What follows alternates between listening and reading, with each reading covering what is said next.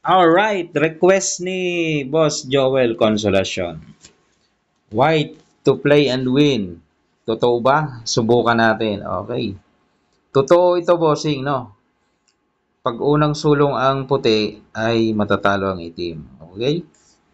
Pero pag mali naman ang sulong ng puti, hindi mo tatalunin. Kasi yung itim dito, dalawang step, pwede yang dumama, no? Pero hindi na natin paabutin dyan kasi pwede na nang talunin yan eh.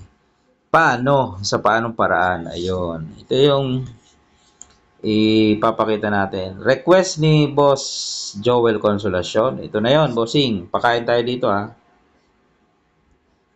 Yan, dumama siya. Yun. So, anong sunod na step?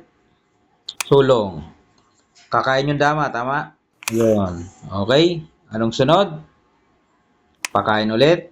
Yan. Kain siya. Sunod.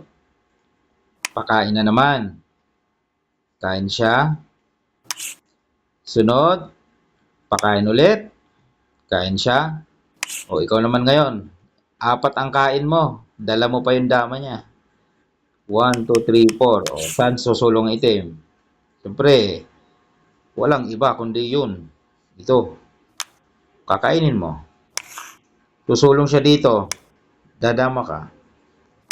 Di ba? Pag sulong niya dito, baboy. Hindi talo. No? Kahit hindi mo ibaboy, dito ka kumain. Tapos sulong siya dito. Talo pa rin. O, yan ang request mo, Boss Joel Consolacion. O, talo ah. Totoo, bossing. Walang biro, totoong natalo ang itim, no? O, i-review mo na lang. O, tama naman eh, pakain. Sulong dito, kain siya, pakain. Then, pakain ulit. Ay, mali. Nauna. Pakain muna dito, tapos dito. Yan, o. Yan ang kalalabasan. Pakain siya dito, dito siya. Idama mo lang. Okay na. Dito na. Alright, Joel Consolacion, okay na po.